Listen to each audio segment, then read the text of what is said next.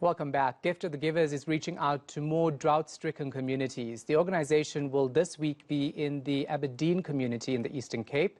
It's planning on drilling boreholes at hospitals to assist struggling communities. For more on this, I'm joined by Dr. Imtiaz Sooliman from Gift of the Givers. Thanks for your time.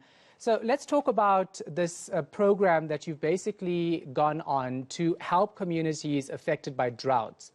Is this an indication that government is not doing enough? Well, it's an ongoing problem. We've discussed this with government many times. Good evening, Shahan, and to the viewers. It's an ongoing problem that we've discussed for quite some time with the government and the municipalities. The problem seems to be that who takes responsibility, whether it's the National Water Department, whether it's provincial, whether it's a municipality. The municipality themselves, everyone you call have no funds. And, we have a very good relationship with all of them in Eastern Cape. And they come back with the same story. They said, look, we just don't have the means to drill these boreholes. And those that did drill boreholes, the costing was enormous. The money some of them paid was quite ridiculous. And also, in many times, water did not come out from those boreholes. Even at the moment, municipal water tankers are taking waters from the boreholes that we've drilled. And in time, we're already making a plan to pass our boreholes onto them so the municipality can have better responsibility for the boreholes. But yes, there seems to be a serious issue in terms of who takes responsibility. I will be with the Water Affairs Minister next week, Friday, in Adelaide, where we will be discussing the different issues related to water in the Eastern Cape.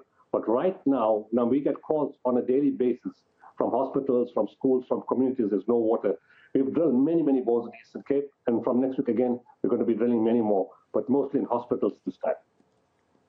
Talk to me about the desperation of people in these communities and whether you feel as Gift of the Givers that they've been ignored and you're the only source of hope and help that these people will have.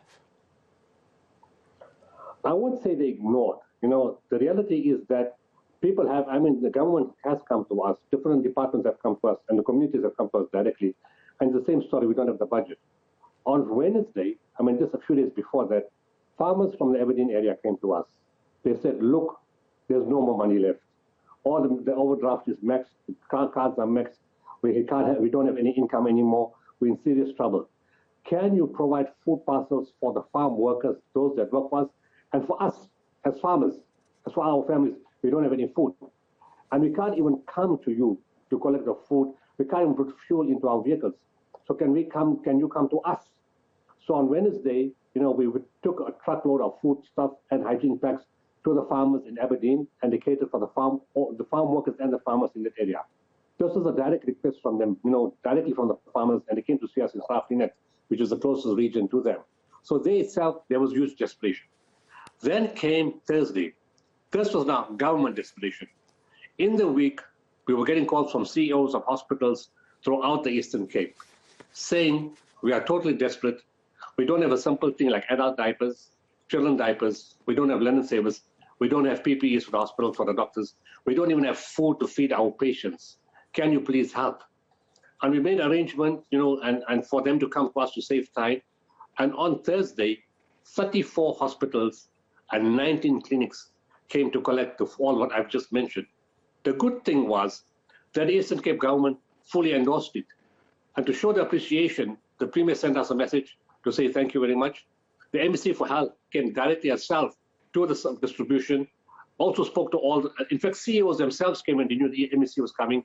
Doctors came from the hospital and all used our facility as a means to discuss the problem. And it comes down to, again, there's no budgets, but there's a huge need and huge desperation. Actually, when they were calling us, the CEOs were crying on the phone. That's how desperate the situation was. Wow, it's so sad to hear that. And I understand government, of course, saying they've run out of funds, but it basically points to a failure of delivering services.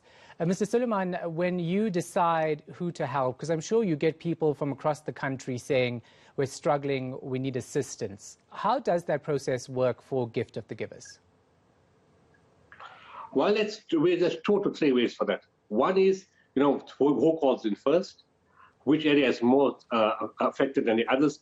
And in this case, most of the calls have been coming from the Eastern Cape, and especially with the drought-stricken issues and the farmers. And thirdly, it depends on where the donors want to put their money. For example, with the KZN civil unrest, the donors will say, okay, here's money. We want the food parcels, or we want this, that, and the other.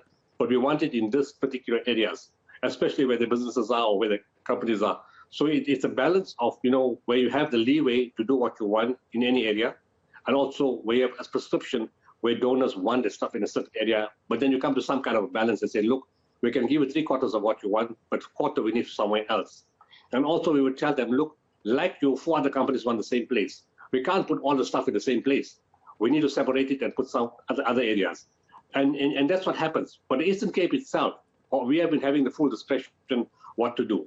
And because we've been following it up from 2019 since we've been there.